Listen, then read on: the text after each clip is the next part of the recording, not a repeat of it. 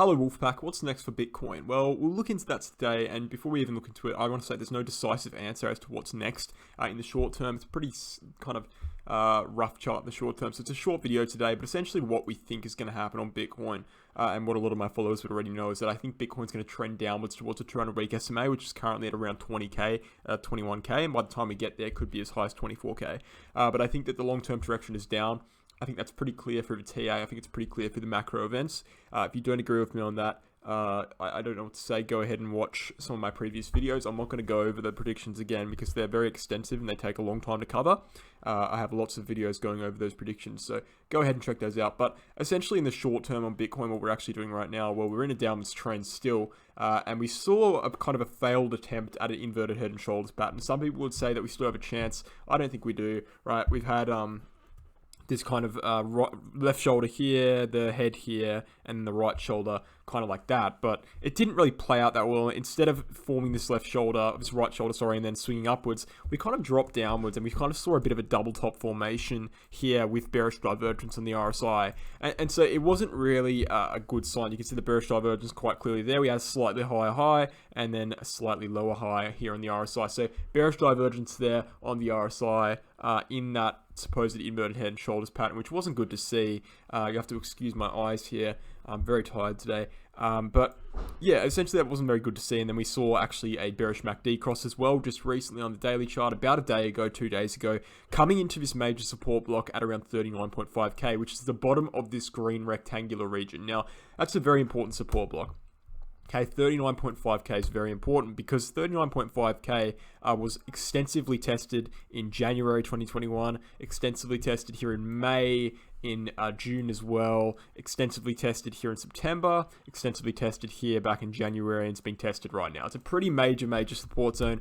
Once we break 39.5k, there really isn't much stopping us from going downwards towards the 33k lows, in my personal opinion. Some would say 35k is a strong support zone. I don't necessarily see that. I do see the 33k lows as the support, and that's due to the fact that simply we tested that before. And I'd be very surprised if we do a double bottom formation here. I don't think that's going to happen. I think we will drop down towards the 30k support block, which is this lower rectangular region. But I suppose the question is, well, will that happen now, or will it take a while to happen? You know, will we see some consolidation beforehand? And the way I would answer that question is that, well, I think that honestly the TA doesn't suggest we see much of an upswing from here. Okay, at the most, I think 42k. But what we're seeing right now from a TA is that, well, we've dropped below this massive ascending triangle formation here on the daily chart, this pink ascending triangle formation. We've dropped below this downtrending red line. Okay, that downtrending diagonal red line, we've dropped below that as well. And currently, if we go over to the hourly chart, we can see that, well, we're actually in a symmetrical triangle structure. And if you know what a symmetrical triangle structure and how it is determined how they're going to break, you would know that symmetrical triangle structures are patterns of continuation.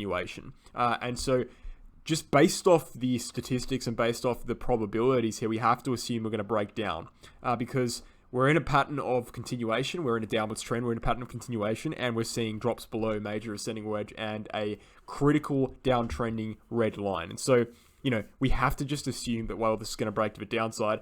And then once we establish that, we think, well, where are we going to break to? And we can take a measured move here and assume that, hey, if we break down, it's going to be before February the 22nd. Okay, so it's going to be in the next probably 24 hours or 36 hours, depending on what your time zone is. Not really, but like, you know, 22nd is depending on what your time zone is. So 24 to 36 hours will probably break down. And that will take us to around 38.6k, which you'll note is actually scooping the highs of these previous moves here in this accumulation region. So we'll go back into the 38Ks first and foremost, and then from that region, we might see a small bounce. Now, as for upside potential here, if we do break to the upside, and again, it is a possibility, I'm not ruling it out entirely, I can't say anything decisively at this point, it's just not enough data on the charts, but if we do break to the upside and we get an upside break, we will be swinging back upwards to around 42k. And it's arguably even more bearish if we break to the upside. And you'd say, well, why is that? Right? Because if we break to the upside, we're coming back up for a rejection off of this pink line that we just broke down below. So usually when you see a breakdown, you see a breakdown and you see a swoop back up to the rejection line, and then you see a further breakdown. If we did that, that would be more bearish as it would renew the selling momentum. So You know, if you're bullish on the market, it sounds ridiculous, but if you're bullish on the market, you'd actually want Bitcoin to go down here. And if you're bearish on the market, you'd want Bitcoin to swoop upwards to around 42 or the doorstep of 42 and then reject down further. So regardless, I think unless we break 42K, decisively, it's going to be downwards from here. We could go as high as 42, but ultimately I think we're going back down into the 30K region for Bitcoin. And even that's a short-term prediction, but doesn't really matter in the longer-term picture. But long-term prediction is the 200-week SMA. We're sticking by that. I just wanted to bring this little this little symmetrical triangle formation to your point of view here, or to your sight. So you can, I don't know why I can't find the word, but so you can just understand what's going on with the charts, understand why we're actually consolidating this region, understand that it's not necessarily a bullish thing. A lot of people see consolidation on major support and they think it's automatically bullish. Not necessarily the case, right? We've just lost a major structure. And so, yeah, it could be short-term bullish. We would break upwards, but we're probably going to be rejecting from this if we break upwards anyway and coming back down. So, you know, I don't see any reason to be bullish here on the daily chart. I don't see any reason to be bullish on the weekly. I don't even see any reason to be bullish on the monthly, because we've seen a bearish MACD across the monthly. You know, there's not really many bullish charts here for Bitcoin remaining.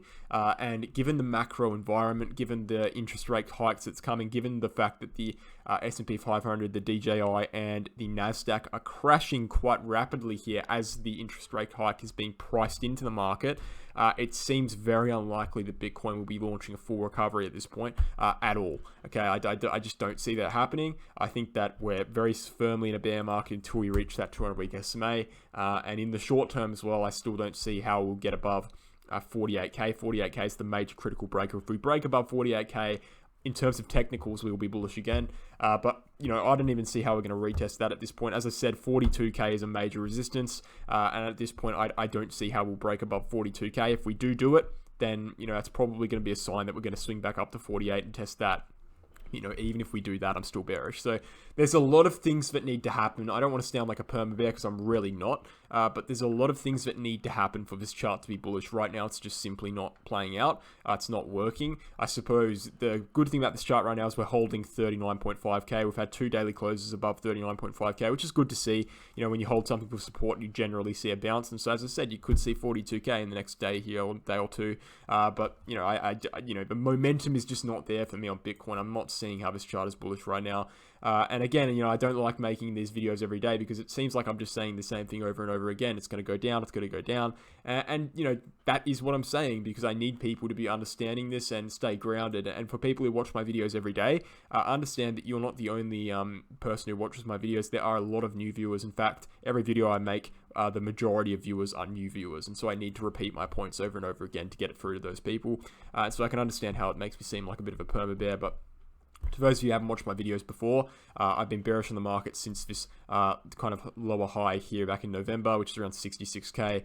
And by 63K, I was completely out of the market. And then by 58K, I finalized my prediction for the 200-week SMA. So we've been out of the market for a long time. And prior to that, you know, we called the July bottom, called the September bottom. I'm not just making this up. You can go ahead and fact check me if you want to. That's why it's online. And you know, we've done pretty well in this bull market. And now I think it's time to step back and wait to see what's going to happen. In fact, it's been that time for 2 to 3 months already. But thanks for watching, guys. Hope you enjoyed. And I hope you've learned something from this video about that symmetrical triangle formation and why Bitcoin's consolidating right now, and how that's not going to last forever, right? It's going to be 24 hours to 36 hours maximum, in my opinion, and then we'll make a decisive move, either 42K or downwards into the 30K region, into the high 30K region, right? So below 40K. Thanks for watching, guys. Hope you enjoyed, and I'll catch you in the next video.